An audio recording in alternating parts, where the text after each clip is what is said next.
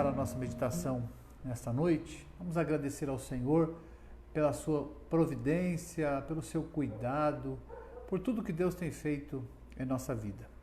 Pai, nós te agradecemos nesta noite, principalmente pela salvação em Cristo e pelas operações da graça em nosso coração.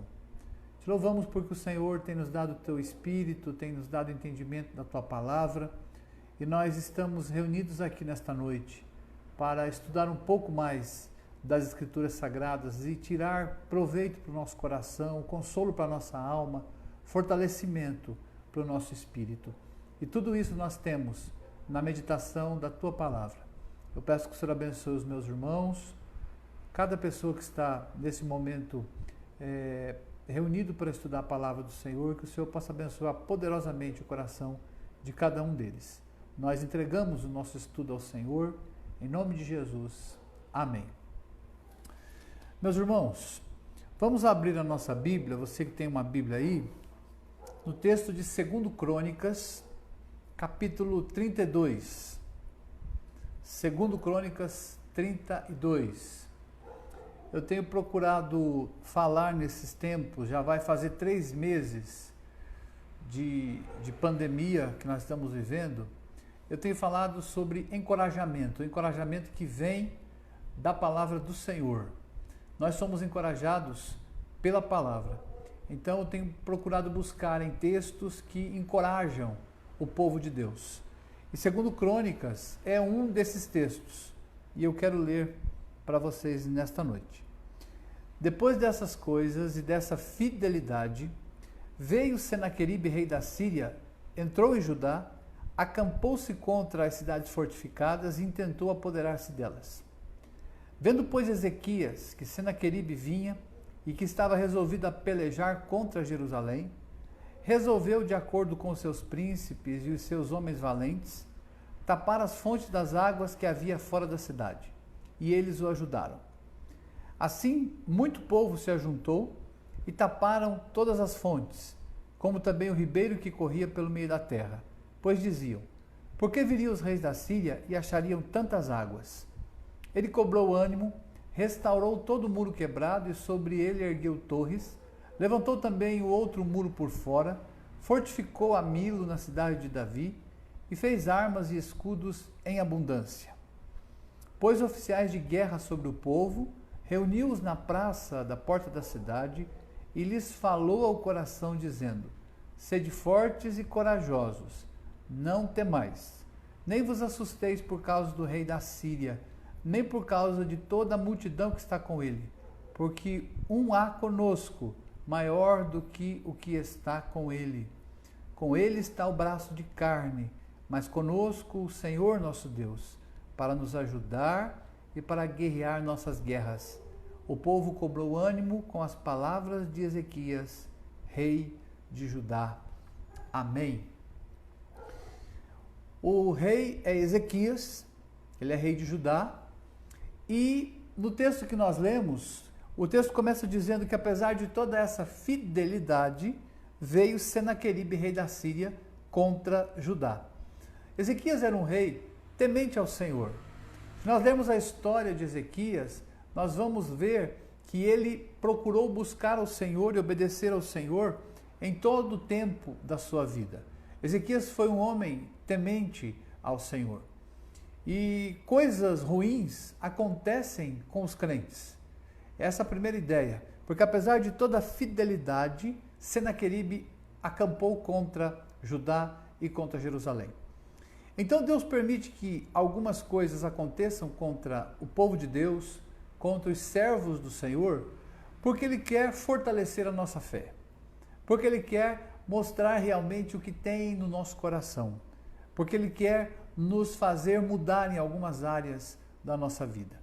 Então, Ezequias era um homem temente ao Senhor. Talvez como eu e você, como você que está me vendo, mas mesmo assim, ele é atacado por um inimigo. Nós também somos atacados nas mais variadas formas por vários inimigos. Nós somos tomados às vezes pelo desânimo, nós somos tomados às vezes pela desesperança, pelo medo, nós somos atacados pelos nossos próprios sentimentos, ou por uma pessoa que nos cerca. Enfim, o tempo todo nós estamos correndo risco e sofremos algum ataque de alguns dos nossos muitos inimigos. E aí, como nós reagimos diante desses ataques? Esse texto ele é muito instrutivo para nós, ele tem coisas muito preciosas para nos ensinar. E o tema que eu quero discutir com os irmãos nesta noite é o que fazer quando nós somos atacados.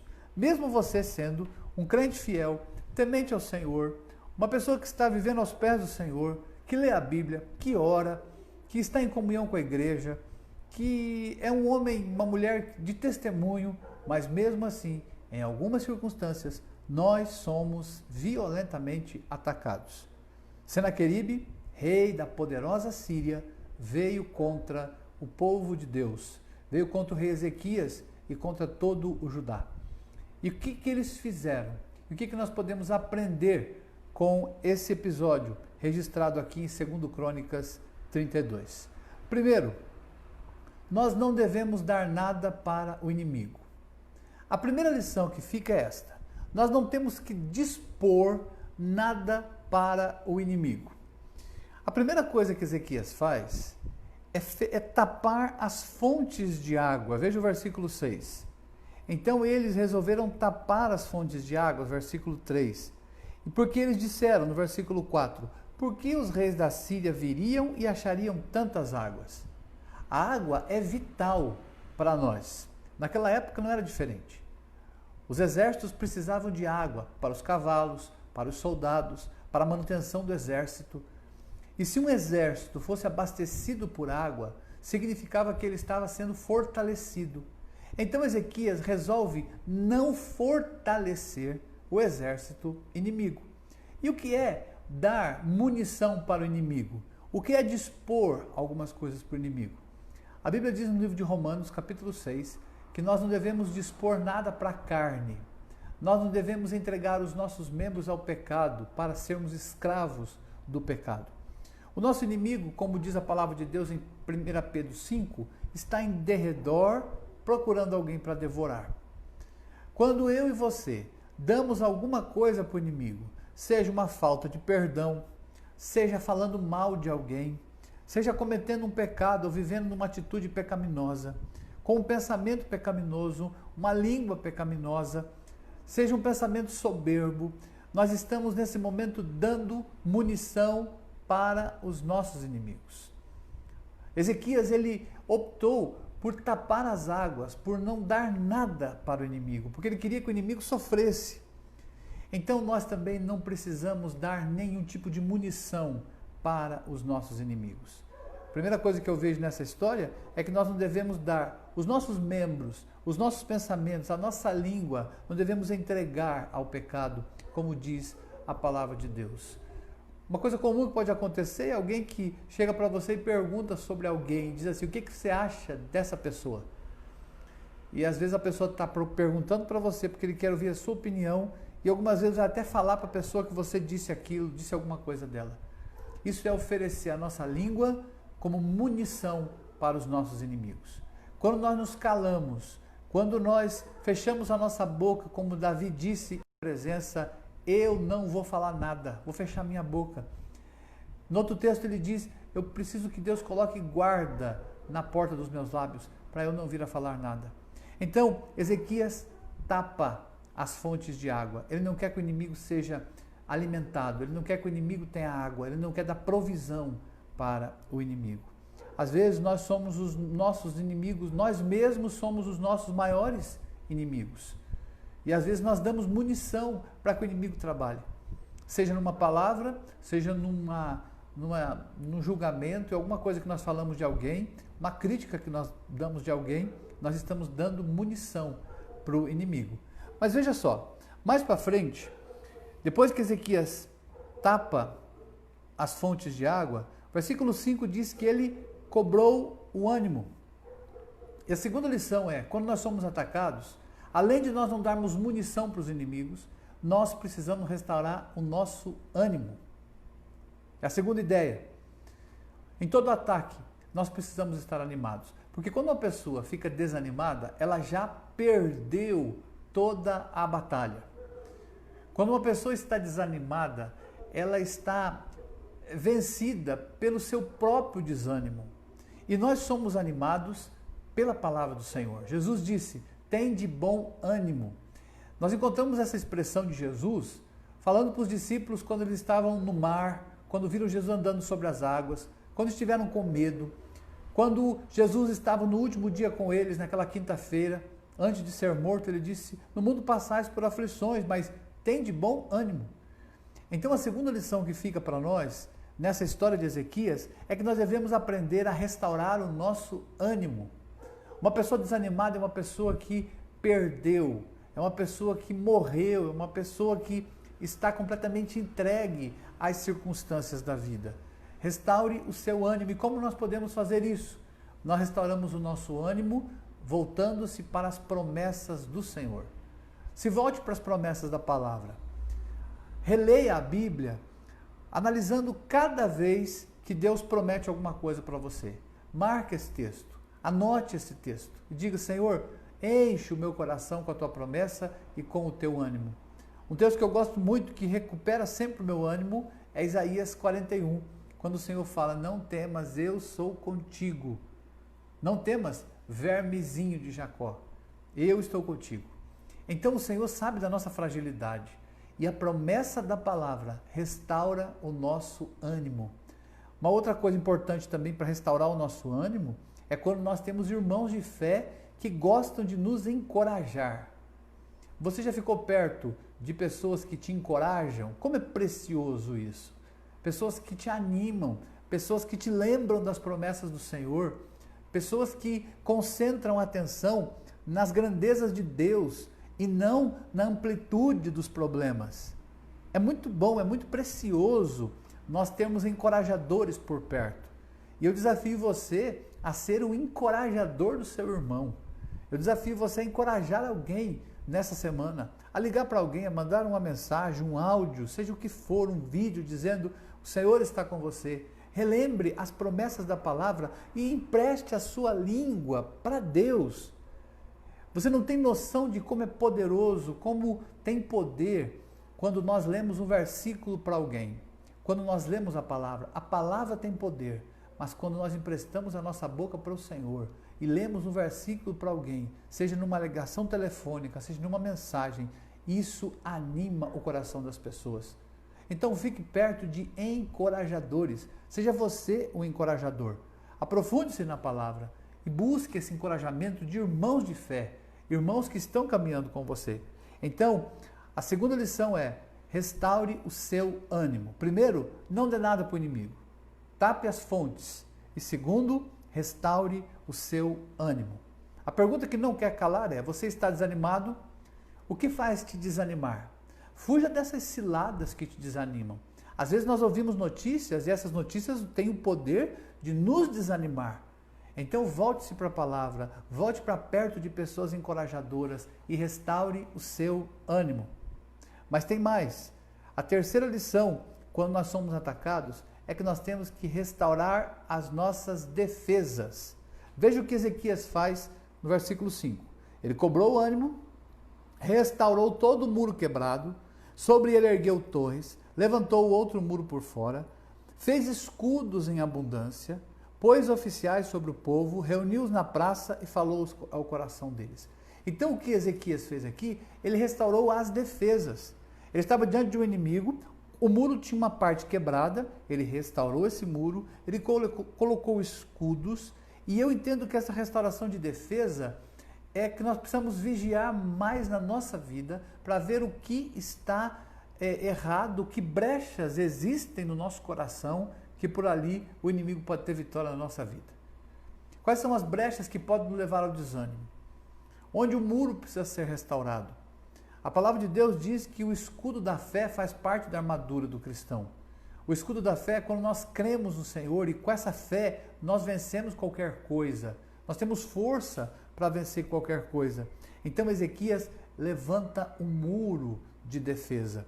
Quando nós estamos fortalecidos no Senhor, restaurados no ânimo, não damos nada para o inimigo, o próximo passo é fortalecer as nossas defesas. E do mesmo jeito que você fortalece as defesas do seu corpo, se alimentando, tomando água, tomando suco, comendo frutas, verduras, legumes, você precisa também fortalecer o seu espírito. Um espírito forte, ele não é presa fácil do inimigo. Então nós precisamos aprender a restaurar o espírito, lendo a Bíblia todos os dias, tendo uma vida devocional todos os dias, orando ao Senhor.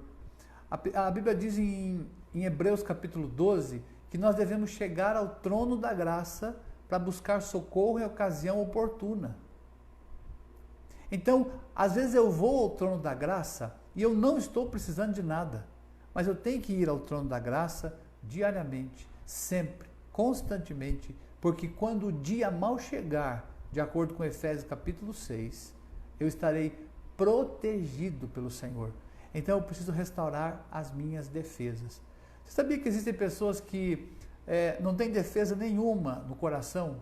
O coração deles é aberto. Eles vão conversar com uma pessoa, eles se entregam para a pessoa. Eles contam segredos para a pessoa. Eles falam do que está acontecendo com eles, dos problemas financeiros. Você não perguntou nada, mas eles contam tudo. Não seja assim. Você não precisa abrir seu coração para qualquer pessoa. Tem gente que é tão simples nessa área, que está na fila do banco e começa a conversar com uma pessoa e conta tudo da vida para aquela pessoa. Ele não tem defesa. Do mesmo jeito que nós temos portões na nossa casa, temos porta, nós temos que colocar portões, grades no nosso coração. E não devemos abrir o nosso coração para qualquer pessoa. Nós precisamos restaurar as nossas defesas, as defesas espirituais, com o escudo da fé, com uma firmeza no Senhor, reparando as brechas. Se tem alguma brecha, algum pecado escondido, alguma coisa na sua vida, é por ali que o inimigo vai entrar. Pois vá lá, restaure o muro. Quando Neemias vai reconstruir os muros e depois, posteriormente, o templo, a primeira coisa que ele faz é reconstruir os muros, porque a defesa do povo, um povo sem defesa, é como uma cidade sem defesa, uma cidade sem muros. Uma pessoa precipitada é como uma cidade sem muros. Então, restaure as suas defesas, as defesas da fé, as defesas da oração, restaurando as áreas da sua vida que tem alguma coisa que ainda não.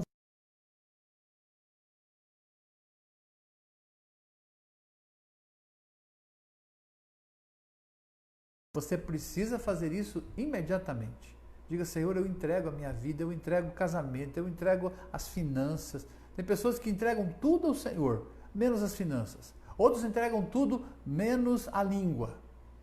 Outros entregam tudo, menos os pensamentos.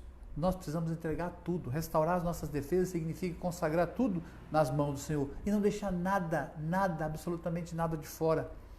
Mas uma outra coisa que nós temos que lembrar quando nós somos atacados está no versículo de número 6. Nós precisamos lembrar de quem Deus é. Veja isso a partir do versículo de número 7, aliás. Sede fortes e corajosos, não temais, nem vos assusteis por causa do rei da Síria, nem por causa de toda a multidão que está com ele, porque um há conosco maior do que o que está com ele. Com ele está o braço da carne, mas conosco o Senhor nosso Deus, para nos ajudar e para guerrear as nossas guerras. Olha o que Ezequias faz aqui. Ele reúne todos os oficiais. Primeiro ele tapou os buracos, tapou as fontes de água. Quer dizer, ele não deixou nada para o inimigo. Segundo, ele restaurou seu ânimo. Depois, ele levantou as defesas. E agora ele lembra quem Deus é. Primeiro ele diz, quem lembra quem Deus é forte e corajoso. Por que ele é forte e corajoso? Simples, porque se nós estamos com o Senhor, nós não precisamos ter medo de nada. Quando Deus chamou Josué, ele disse, ser forte e corajoso, porque você vai fazer esse povo entrar na terra prometida. A maioria das pessoas duvidava que eles poderiam entrar na terra prometida. A maioria duvidava do poder de Deus. Josué tinha que crer, ser forte e corajoso. Não temais, não tenham medo. Por que nós não temos medo? Porque Deus é maior que qualquer espírito que está com o inimigo. Maior é o que está em nós do que aquele que está no mundo, já disse João.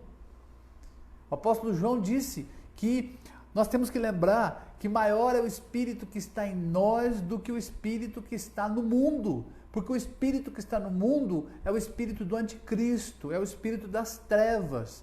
E nos crentes que estão em Jesus, que aceitaram a Cristo, que estão em comunhão com o Senhor, eles têm o Espírito Santo. E quem tem o Espírito Santo, primeiro tem o fruto do Espírito acontecendo no seu coração.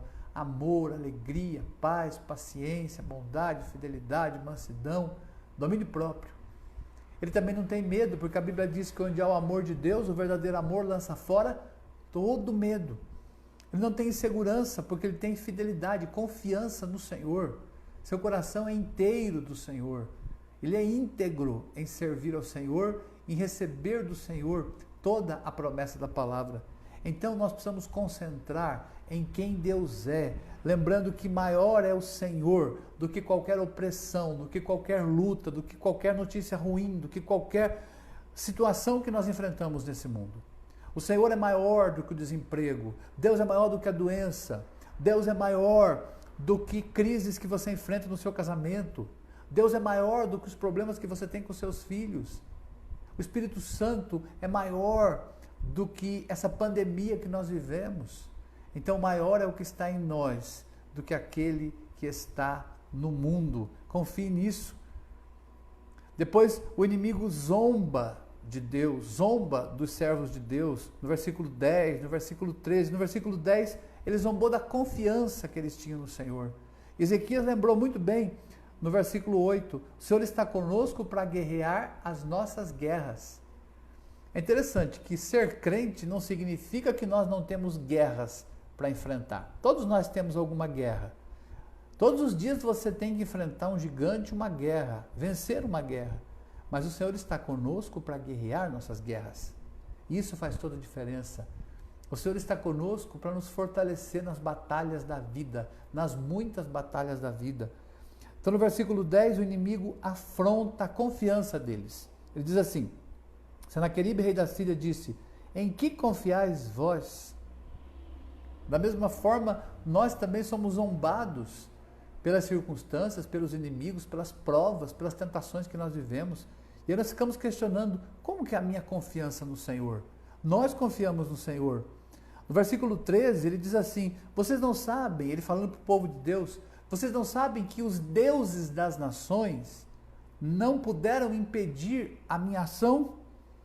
Versículo 13, não sabeis vós o que eu e os meus pais fizemos com os povos da terra? Acaso puderam de qualquer maneira os deuses das nações daquela terra livrar o seu país das minhas mãos? Um erro que Senaqueribe cometeu, aliás vários erros, é comparar Deus com os deuses, com os ídolos. Nosso Deus é incomparável. Ele não tem alguém a quem se comparar. Não tem outro Deus. Nós servimos a um Deus único, verdadeiro, o Deus criador de todas as coisas, o sustentador de todas as coisas. Senaqueribe comparou Deus vivo com ídolos de pedra. Esse foi um erro terrível que ele cometeu. Mas mais, no versículo 17, ele blasfema contra o Senhor. Senaqueribe escreveu também cartas para blasfemar do Senhor.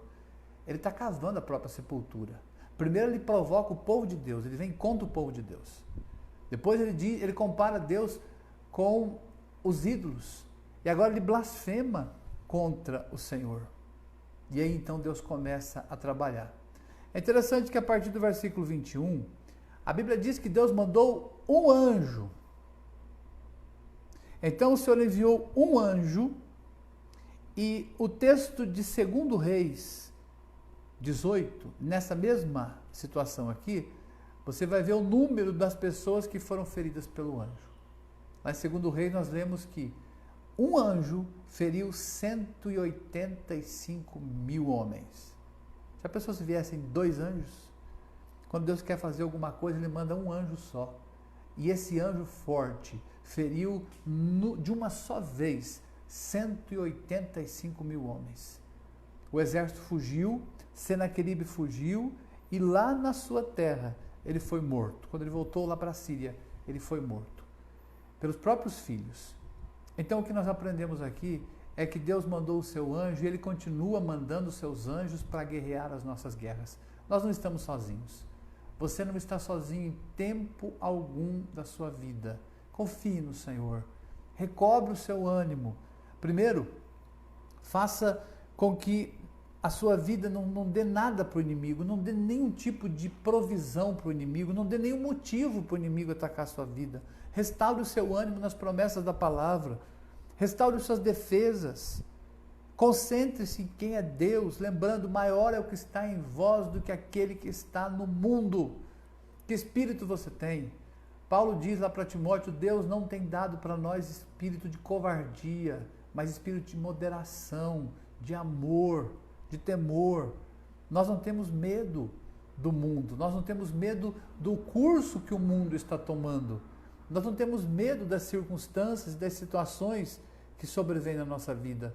Nós estamos muito bem confiados no Senhor, porque maior é o que está em nós do que aquele que está no mundo. Então, Ezequias se concentra e diz, sejam fortes, corajosos, não temais, porque maior é o que está conosco e Ele está conosco para guerrear as nossas guerras. Nunca esqueça disso. Você nunca vai para uma guerra sozinho. É loucura você ir para uma guerra sozinho. Você vai sempre com o exército. E nós vamos para uma guerra acompanhados, primeiro pelo povo de Deus. Você sabia que quando você faz parte da igreja, você se torna parte de um corpo?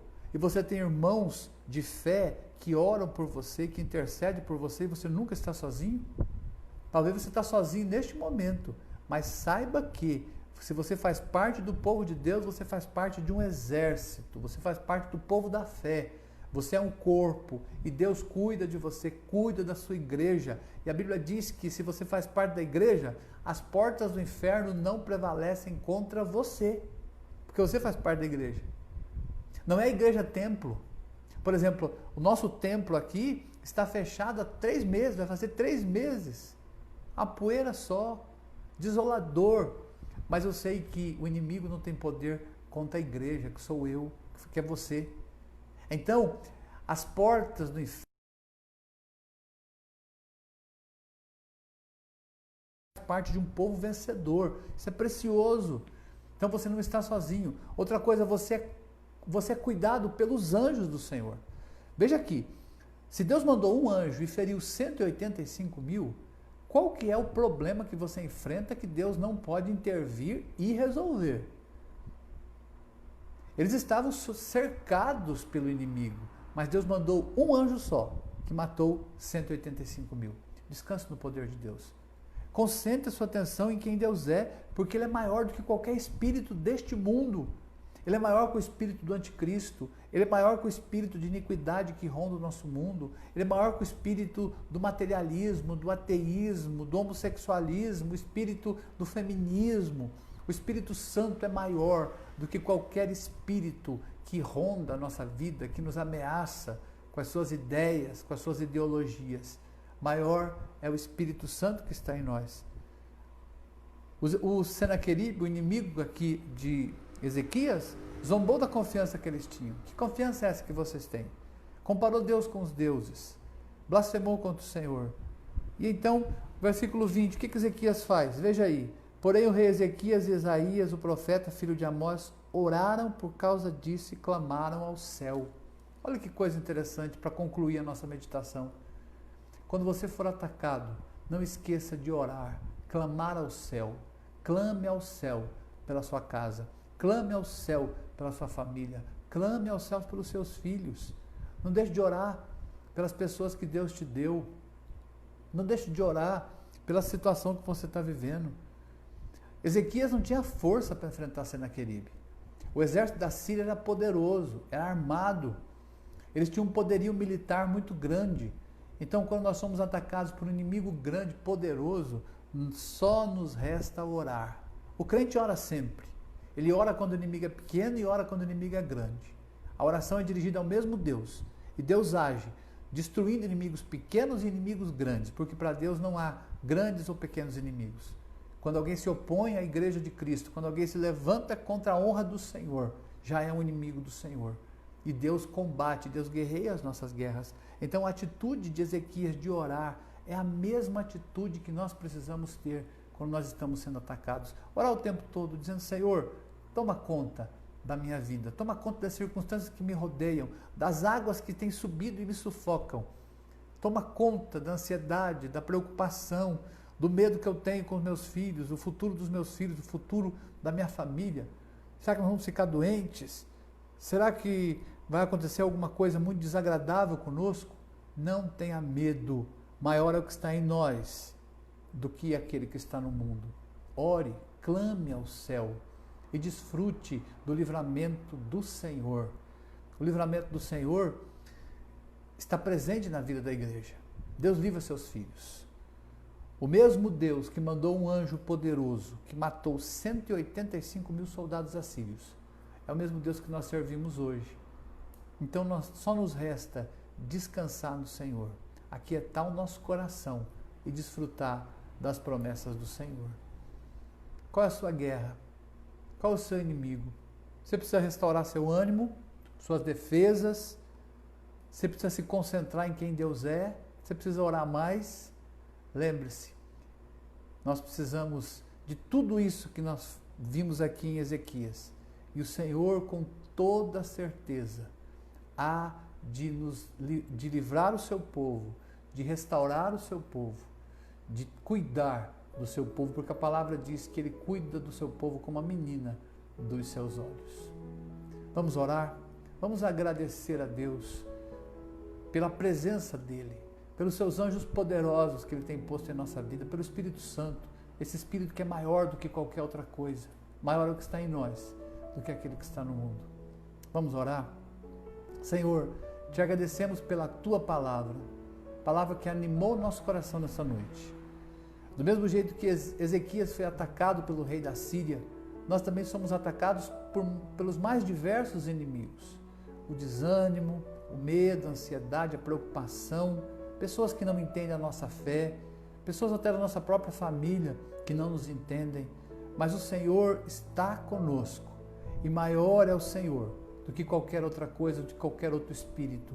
O Senhor está conosco para guerrear as nossas guerras e o Senhor toma conta da sua igreja. Eu peço agora que o Senhor tome conta dos meus irmãos que estão me acompanhando, dos mais diversos lugares, que o Senhor cuide deles nas suas diversas necessidades, supra todas essas necessidades em Cristo Jesus. Abençoa teu povo, dá uma noite de descanso, de paz e, sobretudo, de encorajamento para o teu povo. Nós te louvamos porque o Senhor continua sendo Deus, o Senhor continua cuidando do seu povo de uma maneira muito amorosa e carinhosa. Obrigado pela tua palavra e abençoa meus irmãos que me acompanharam nesta noite, em nome de Jesus.